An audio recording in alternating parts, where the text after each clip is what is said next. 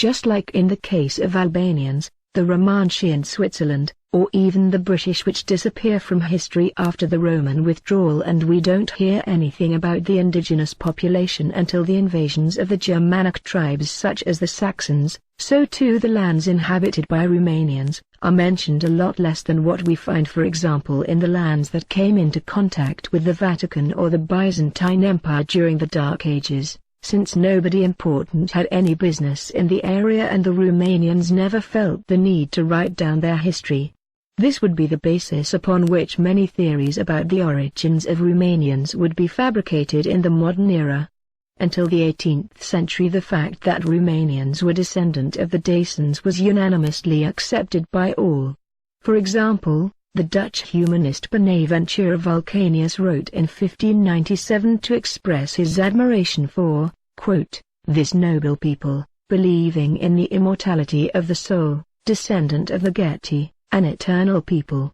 But this started changing in the late 18th century when Romanian peasants turned slaves in their own country by the Saxons, and the Hungarians began asking for their human rights from the then occupier of Transylvania, the Habsburg Empire.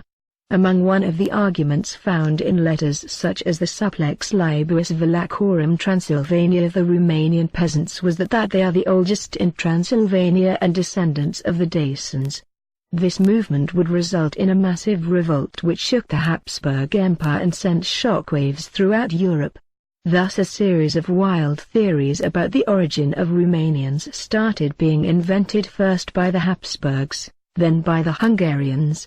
In the 20th century the USSR also began fabricating false histories for most countries in Eastern Europe in order to better control them, and many of these communist theories are still taught in these countries. So that today, if you put all these stories together, you will find that the Romanian people never existed.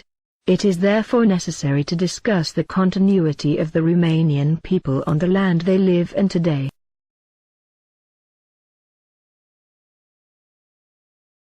As we have seen in previous videos, the Dacians were not exterminated by the Romans as the theories invented by the Habsburgs in the 18th century say, but they rebelled and attacked the Romans both from within and from outside the Roman Empire, and later formed a substantial part of the Roman army and even gave some Dacian emperors of Rome, such as Galerius, who is said by Lactantius to have tried to rename the eastern part of the Empire Dacia.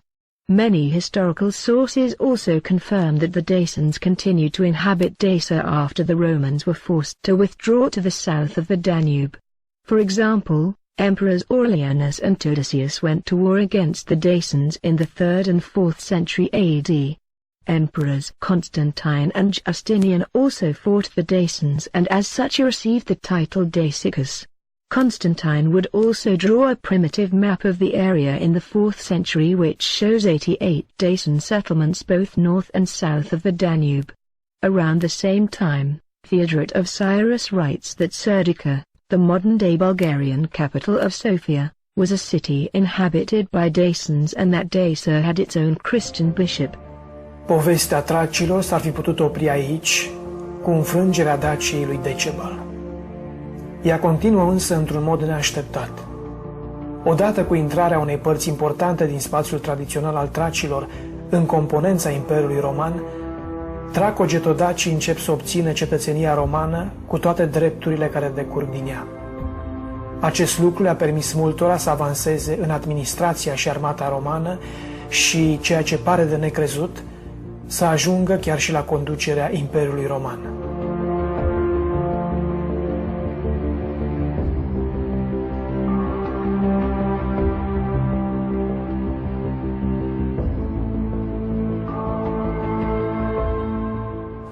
În contextul crizei militare a Imperiului Roman la Dunărea de Jos, unde atacau continuu Imperiul Getodaci, generalul roman de origine getodacă, Regalianus, a fost proclamat împărat de către legiunile din Mösia și Panonia. Iată ce spune istoria Augusta despre acest comandant. Regalian. îndeplinea funcția de comandant militar în Iliria și a fost făcut împărat. Autorii acestei fapte au fost locuitorii din Mösia. Despre el spune așa în continuare izvorul: el totdeauna, acest Regalian, a fost un bărbat priceput în treburile militare și suspect lui Gallienus încă de mai înainte, deoarece părea că e demn de domnie. Se spune că el era de neam dacic, fiind chiar rudă cu însuși Decebal. Aceasta o spune istoria Augustă. Sursele consemnează și alți împărați romani de origine tracogeto-dacică. Printre aceștia, un loc semnificativ îl ocupă împăratul Galerius, care a condus Imperiul Roman între anii 305 și 311 după Hristos. Împăratul Galerius nu numai că era foarte mândru de originea sa dacică, dar un scriitor bisericesc, Lactanțiu, la câteva decenii după moartea lui, amintește faptul că el voia să schimbe numele Imperiului Roman în Imperiul Dacic, iar pe arcul său de triumf de la Tesalonic se găsesc chipurile unor luptători daci, grupați în unități militare care poartă embleme specific dacilor. Iar arcul de triumf în sine este închinat unei victorii pe care Galeriu a obținut-o cu ajutorul trupelor de elită pe care le mobilizase din lumea dacică. Arcul lui Galerius din Salonic este cea mai bună dovadă a faptului că dacii nu au dispărut din istorie. La aproximativ 200 de ani după cucerirea unei părți din Dacia și la câteva decenii după retragerea romanilor din Dacia, aici îi găsim pe daci la fel ca și pe columnă. Aceleași figuri, aceeași îmbrăcăminte, același tip de arme și draconul dacic. În contextul în care istoria oficială ne vorbește despre sfârșitul culturii dacice odată cu victoria lui Traian, ai găsit pe daci 200 de ani mai târziu îmbrăcați la fel și în același timp victorioși pe arcul triumfal al unui împărat roman de origine dacică, Galerius, este un lucru care ne pune pe gânduri. Pentru că ne întrebăm de ce aceste informații nu se găsesc și în cărțile noastre de istorie. Oare aceste fapte nu sunt suficient de importante pentru a fi menționate? De ce să nu fie un subiect de discuție și dezbatere în școlile din România? Întrebările ar putea continua, așa cum și probele materiale care vorbesc despre importanța dacilor în Imperiul Roman continuă.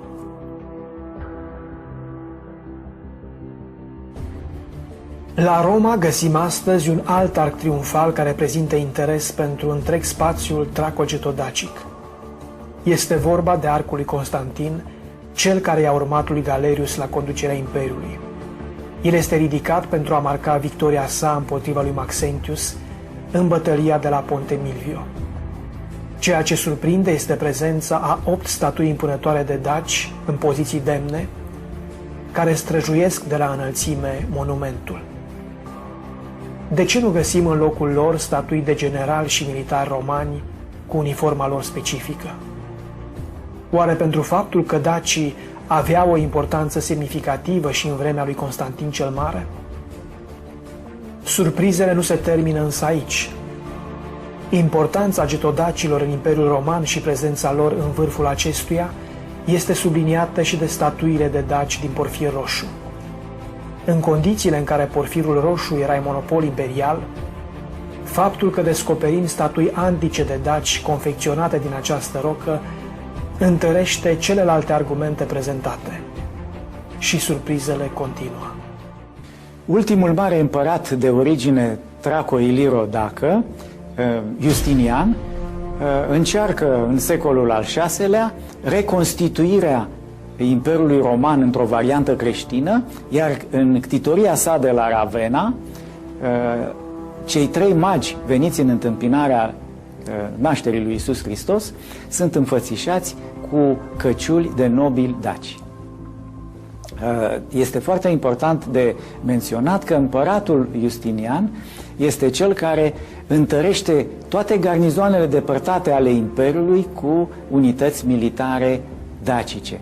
Și până astăzi, de exemplu, la mănăstirea Sfânta Ecaterina de pe muntele Sinai, un anumit trib de munteni țin la originea lor valahă, pe care și-o recunosc și sunt foarte mândri atunci când întâlnesc oameni veniți din România. Deși teoria oficială promovată astăzi în România este aceea că, odată cu victoria lui Traian, dacii și-au acceptat soarta și s-au romanizat, inclusiv cei din afara granițelor Imperiului, probele materiale, izvoarele istorice și logica infirmă total această teză. Atât în granițele Imperiului, cât și în afara lui, dacii și-au păstrat identitatea și au continuat lupta pentru redobândirea libertății. După cucerirea romană din 106, teritoriul Moldovei actuale a rămas în afara granițelor Imperiului Roman, în afara stăpânirii romane, și implicit populația care a locuit acest teritoriu a fost denumită mai târziu de specialiști, în urma săpătorilor arheologice, dacii liberi. Cercetările arheologice au demonstrat că teritoriul Moldovei este bogat în situri, incluzând așezări, necropole, peste 100 de astfel de situri, iar printre cele mai numeroase sunt în zona râurilor Moldova și Siret. Printre ele, în a doua jumătate a secolului 20 au fost cercetate siturile de la Poiana, de Dulcești, Roșiori, Budnărești, dar și celebra așezare și, bineînțeles, cimitirul dacilor liberi de la Văleni. Acest cimitir este cel mai mare din zona noastră și din Europa, întrucât cuprinde peste 600 de morminte, iar mai bine de 3/4 dintre ele sunt de incinerație. Știm prea bine că se practica biritualitatea, adică atât incinerația cât și inhumația în perioada dacică, nu doar cea clasică, ci și după perioada dacilor liberi. Ptolemeu, la începutul secolului al II-lea după Hristos, pomenea că pe Valea Siretului se aflau 3 dave, adică 3 orașe sau polisuri, cum le denumea el în geografia sa. Una dintre ele a fost Zarghedava, care confirmă atât denumirea dată de către Ptolemeu, cât și marea bogăție a unei asemenea oraș sau asemenea așezare, care a dat până în prezent peste 200.000 de piese prin cercetările pe care le-am efectuat noi. Ele confirmă, în primul rând, faptul că avem de-a face cu existența unor orașe, a unor polisuri, așa cum le spunea Ptolemeu.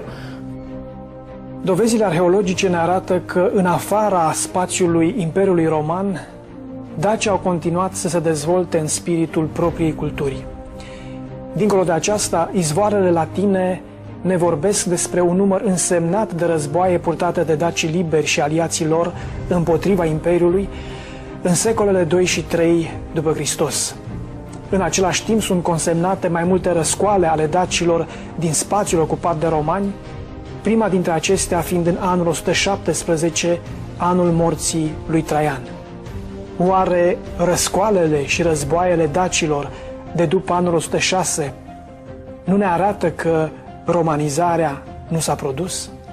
Continuous use of dates and names of important rivers also shows that the territory of Romania was never emptied of Dacians. Archaeology also confirms that the stories fabricated by the Habsburgs and the Hungarians are false, and that Dacians continue to inhabit settlements such as Sucidava, Baihura, Shinkovic, or villages such as Deliska, which shows evidence of continuous habitation from the Neolithic to today. In fact, Romania is full of Dacian settlements inhabited long after the Roman withdrawal from Dacia, both inside and outside the area occupied by the Romans. You can find such lists online. Many other archaeological finds from all centuries of the Dark and Middle Ages, easy to be accessed on the Internet today, attest to the presence of the Dacians in these lands and the continuation of their customs and language. Up until the modern era, the Dacian descent will be preserved in the consciousness of the Romanian people and those that researched their past. For example, King Michael the Brave was called Restorer of Dacia by friends, or the evil Dacian by enemies in the 17th century. Romanian Prince Cantma writes a history of the Old and New Dacia in the 18th century, and Romanian revolutionary Vladimir Ionescu of the 19th century calls his people Dacians. Basically, there is no genetic difference between the peoples of Eastern Europe. Entire Eastern Europe, from Western Russia to Bosnia, is made up of the same mix of people, with only the proportions varying. Romania too is composed of a large number of DNA types coming from the indigenous population and from the various migratory tribes that settled in Eastern Europe, with the largest of these being the different Slavic tribes. Based on the number of words of Slavic origin existent in the Romanian language, it is believed that around 10 to 15% of Romanians are descendant of Slavic migrators. The vast majority of DNA analyses have been only done in large cities where migrators used to settle in the past, since they had to learn to adapt to a sedentary lifestyle from the indigenous population. This was done because it is well known that in small communities the dominant DNA, that of the original Thracian population, will eliminate the others in time. Nevertheless, just like in villages, the population of cities also shows that the majority of the Romanian people are descendant of the ancient civilizations that inhabited these areas from the beginning.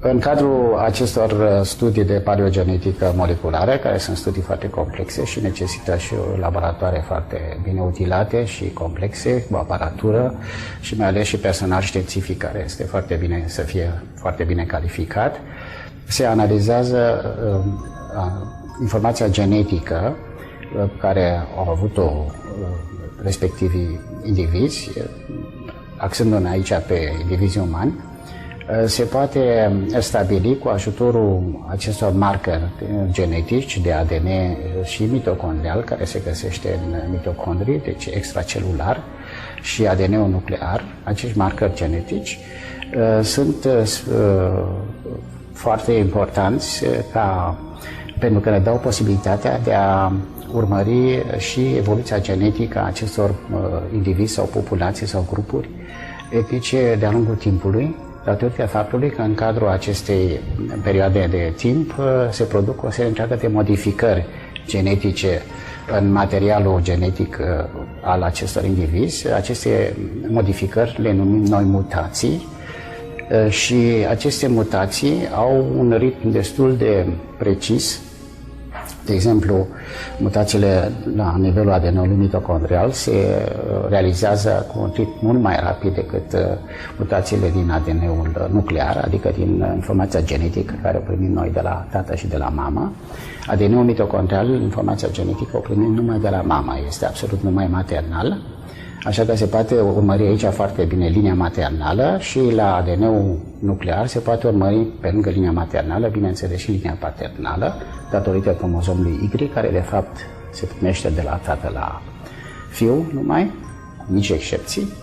Și acești marcări de ADN sunt constituiți din aceste pietre din care este construit ADN-ul, sau cărămizi, cum le spunem noi le numim nucleotide, și în cadrul acestei secvențe de nucleotide care se realizează în cadrul cromosomilor umani, se pot produce la un anumit interval aceste schimbări minore, punctiforme le numim noi, mutații punctiforme genice care se întâmplă în anumite perioade de timp și ne dau nouă informațiile cum a evoluat din punct de vedere genetic, de exemplu, o populație în anumită regiune sau în anumite condiții geografice, și ne permite de asemenea să ne dea informații și despre înrudirea dintre diferitele populații. În momentul când, de exemplu, două populații care se bănuiesc că sunt înrudite au anumite mutații genice în acest ADN mitocondrial sau nuclear, care sunt exact la fel, atunci probabilitatea ca aceste mutații să se realizeze întâmplător două populații diferite care nu sunt înrudite este extrem de mică. La ADN-ul mitocondrial ajunge la o probabilitate de cam 1 la 10.000, la ADN-ul nuclear la o probabilitate până la 1 la 1 milion. Deci dacă aceste două grupuri etnice sau două populații au aceeași mutație și se află și într-o zonă geografică destul de apropiată, ne putem trage concluzia că ele sunt și înrudite din punct de vedere genetic. Am realizat aceste studii de paleogenetică între anii 2004 și 2006 la Institutul de Genetică Umană din Hamburg, sub conducerea domnului profesor Alexander Rodeval, care mi-a fost tată de doctorat, așa cum se spune în Germania, eu realizându-mi doctoratul în această perioadă acolo, în Hamburg, la Universitatea din Hamburg. Am realizat studiul de paleogenetică pe piese osoase, aparținând unor indivizi care au trăit, unor indivizi din populațiile umane vechi de pe teritoriul României, din epoca bronzului și epoca fierului. Am analizat atât marcări de ADN mitocondrial, cât și marcări de ADN nuclear.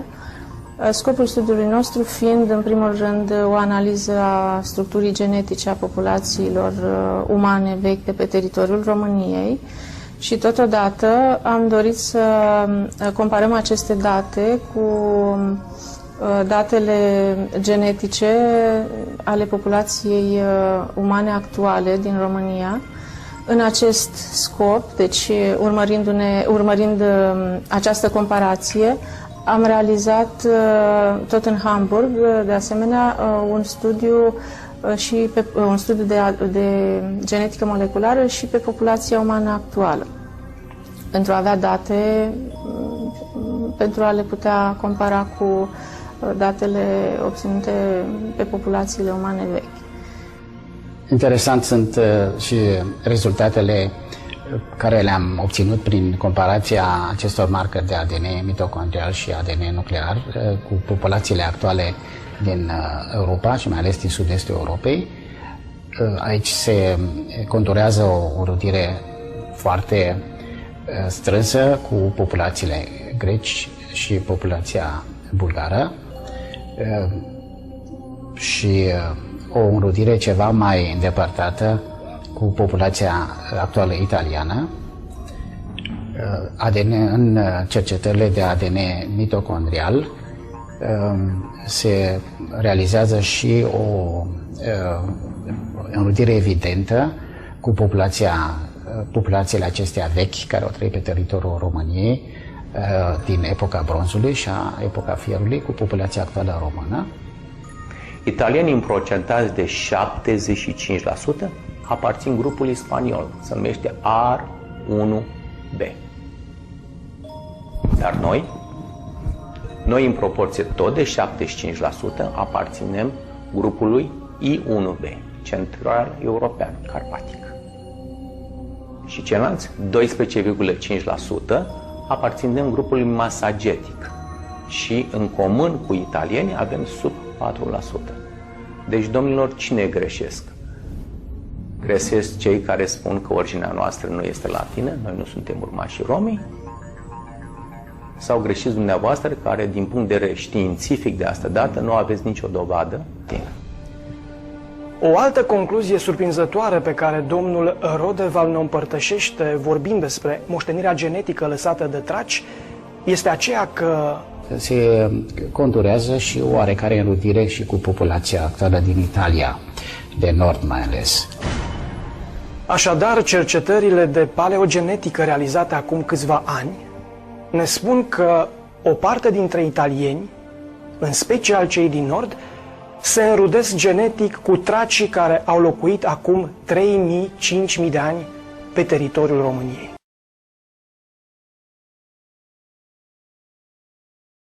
As we have shown already, before the start of the Slavic and Asian migrations to Europe, almost the entire Eastern Europe was occupied by Latin-speaking Thracian people, even though these areas received many names during the Dark Ages depending on the ruling migratory tribe, such as the Gepids, the Avars, the Cumans, etc. For example, Descriptio Europae Orientalis in 1308 says that Latin speakers were still present in large areas of today's Greece, Macedonia, Hungary, Romania, Bulgaria, Serbia, etc.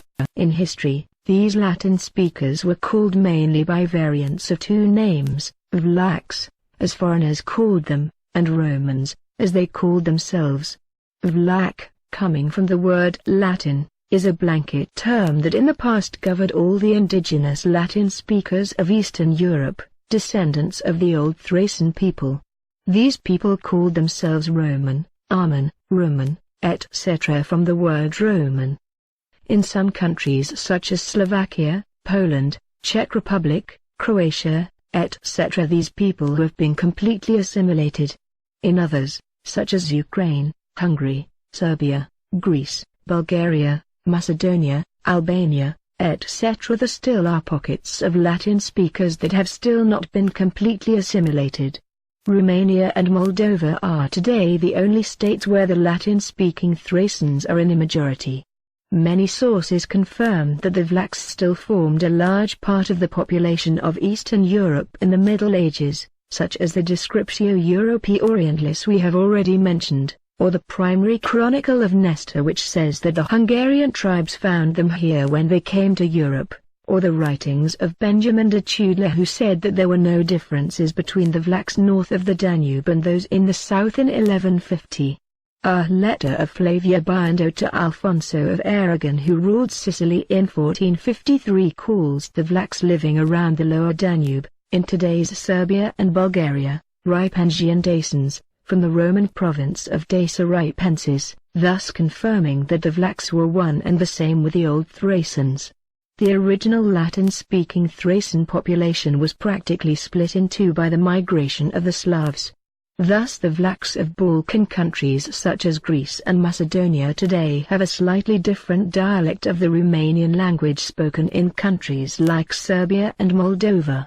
One interesting fact about the Vlachs of the Balkans is that they preserved the Dacian war standard as their symbol until today. To the northeast of Romania, the Romanians occupied large parts of modern-day Ukraine, until the Soviet Union started a massive relocation program to transform the countries next to the border with Russia in ethnically pure Russian countries.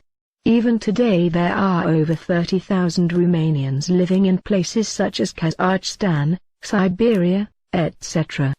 As we mentioned before, the Vlachs always called themselves variants of the word Roman. There are two reasons why the Thracians started calling themselves Roman. First, in 212 Emperor Caracalla gave Roman citizenship to all people living in the Roman Empire except the slaves. So people were either Romans or they were slaves. Another influence is the fact that the Byzantine Empire, which had a great influence over all areas inhabited by the Vlachs, was also called Romania for a long time, after being called Basileia Romanian by the Greeks who were a majority in Constantinople, because the majority of the European part of the Eastern Roman Empire was Latin-speaking. The area was also called Romania by the Middle Age Crusaders. The author Andronicus Tranquillus Parthenius writes in 1534 that the Vlachs call themselves Romans and their language Romanian. The Croat Antiverancic in 1570, the Polish Stanislaw Orzechowski in 1554, the German Johann Lebel in 1542, the Italian Ferranti Capesi in 1575, the French Pierre Lescalapia in 1574. The Hungarian Martinus Zantivani in 1699, the Romanian Dimitri Cantmer in 1722 and others also say that the Vlachs call themselves Romans. A long time before that, Auxentius of Gerosstorum in the 4th century AD says the same thing, that the Thracians were already calling themselves Romans. Some of the oldest surviving Romanian texts also call the people Romanians and the language Romanian, and not Vlach as the foreigners called them. The national identity of the Vlachs was so strong, that all throughout the Dark and Middle Ages and all across the space they inhabited, they ruled themselves according to their own ancient laws, called jus Vlachicum, and not by the laws of the various kings that ruled the land. Antonio Bonfini wrote about the Romanians in the 15th century, quote, Although they are set among so many barbarian nations, their language cannot be extirpated. They fight so much to preserve it, as if they were fighting for their own lives. End of quote. As we have shown before, the language of the indigenous Thracians was the precursor of the Latin language. This pre-Latin language is where the language of the Vlachs, or Romanians, is coming from. At the time of the Roman conquest of Dacia, the Latin language of the Dacians was probably as close to the Latin language of the Romans as Italian and Spanish are today. The Romanian language and its Vlach dialects are the only languages in the world that are descendant of classical Latin and not vulgar Latin as are the Italian, Spanish, French and other Latin languages. Romanian is also the most unified language of all European countries. Apart from the Vlachs of the Balkans which were cut off from the main body of Romanians by the Slavic migration, the Romanian language has no dialects. Apart from the main body of the Romanian language which is Latin, there are also words that were introduced by the various migratory tribes that settled in the area. The main contribution is that of the Slavic people which gave around 10 to 15% of the words of the Romanian language. The contribution of the other migratory tribes is insignificant. The chronicler Theophanes the Confessor, writing about a Byzantine war against the Avars in the 6th century, records a Latin phrase used by the people living in today's Romania, just before the arrival of the Slavs. After the Latin, Greek and the many mysterious runic scripts we have discussed earlier, the Slavonic alphabet is among the oldest used on the territory of Romania. It was introduced and preserved because of the Orthodox Church which always tried to keep Romanians away from the influence of the Vatican. After the invention of the printing press, the Latin alphabet started being used more and more until the Slavonic alphabet was completely discarded in the 19th century. As we have seen already, the religion of the Dacians was a combination polytheism and paganism. These ancient religions only disappeared around the 8th century, while the pagan rituals are still practiced today without any religious meaning. Various archaeological findings such as lamps, Latin inscriptions, or offerings containing Christian texts and symbols show that Christianity was already widespread in Romania in the 4th century. The transition to Christianity is perfectly illustrated in one of the most special churches in Europe, the Church of Densus. This church contains pagan altars upon which a Daco-Roman temple was built. In the 7th century the Daco-Roman temple was upgraded and converted into a church, using the stones of a nearby Roman settlement. Soon after the Roman conquest of Dacia, various migratory tribes started arriving in Europe and most of them passed through today's Romania. The territories of Romania are known in the Dark Ages by the name of the various migratory tribe that conquered them such as Guth-Heuda, Gepidia, Bulgaria, Avaria, Cumania, etc. For example, the Byzantine Pseudo-Encyclopedia says that the Dacians north of the Danube were now called Pechenegs, after the migratory tribe that ruled the area at that time. The same thing was practiced everywhere in Europe, such as France where the Gauls were called Franks, Bulgaria where the Slavs were called Bulgars, Russia where the Slavs were called Rossi, etc. Apart from a few words left by the Slavs, nothing survived in the Romanian culture from these migratory tribes. For example, the Cumans, which stayed in southern Romania until they were chased into Hungary in 1229 because of the Great Mongol invasion, left no custom, no words, absolutely nothing, although they were one of the largest migratory tribes that conquered Romanian lands. The only ones who settled in the area permanently in larger numbers are Slavic people, but they too adopted the local culture, lifestyle and language. The last to arrive in these lands were the Hungarian tribes, which left their language in Europe, through measures which we will discuss later. Today Romania is recognized as the most tolerant country in Europe with regards to ethnic minorities and the only country which does not actively try to assimilate minorities, such as Ukraine, Bulgaria, Serbia, Hungary, Greece and most other Balkan countries do. This was the attitude adopted by the Romanian people throughout history. As such, the indigenous Romanian population helped these migratory tribes adapt to a sedentary lifestyle and honest work instead of migrations and robbery, throughout Eastern and Southern Europe. For example, the Romanian words used in agriculture are Latin words, showing that the migrators had no knowledge of sedentary agriculture and they learned it from the indigenous people.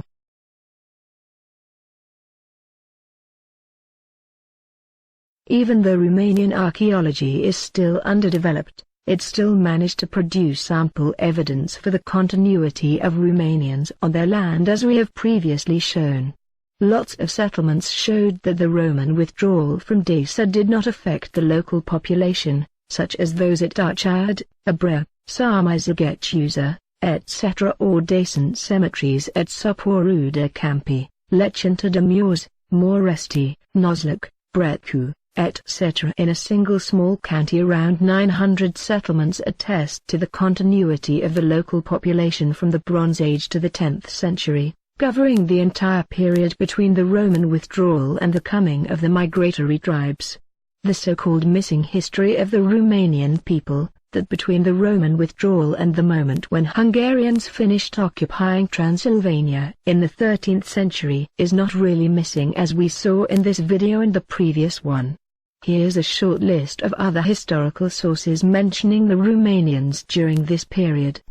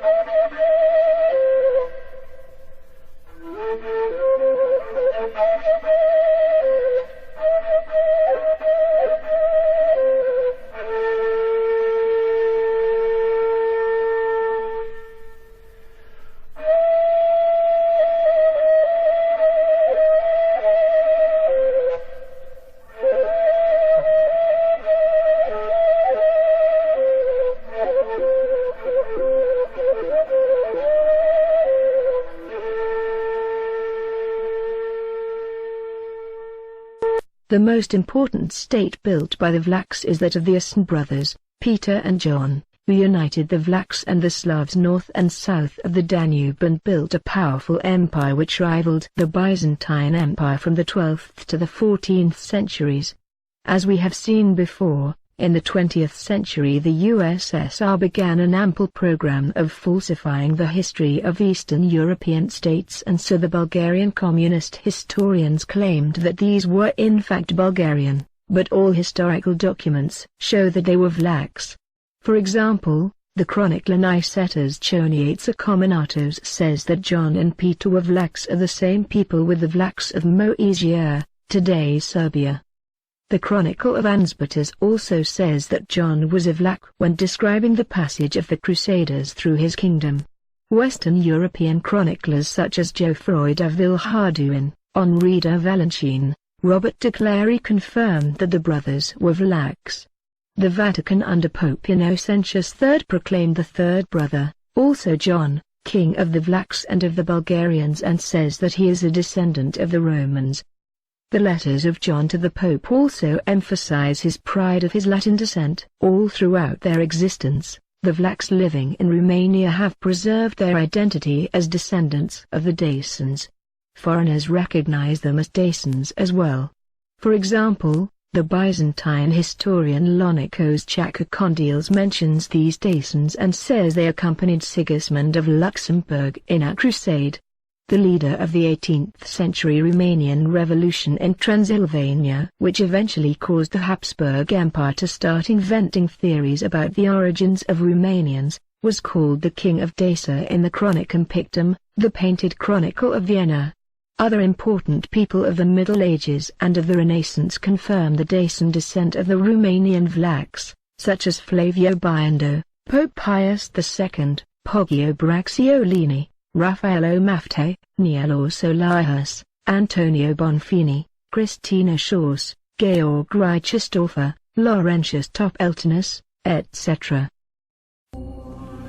Este foarte curios la Deva, în Biserica Reformată, să găsim o placă funerară care este încastrată acum, în aceste momente, în zidul interior al bisericii.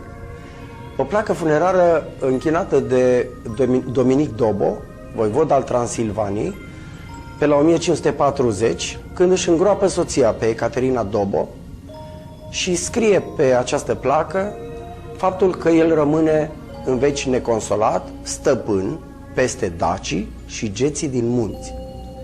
Polish chronicler Iocimbuski, writing in the 16th century, confirms that the reason why the Romanians were mentioned less than other people during the Dark Ages is because they lived in peace with everyone and welcomed the newcomers and never invaded anyone, so the historians had no reasons to write about them. But from the 10th to the 13th century the Hungarian tribes gradually occupied Transylvania, and we start hearing more about the Romanians that they occupied. Since then the history of the Hungarian language and the Romanian nation have been intertwined, so we need to take a break at this point and discuss the history of the Hungarian language in relation to the Romanian language.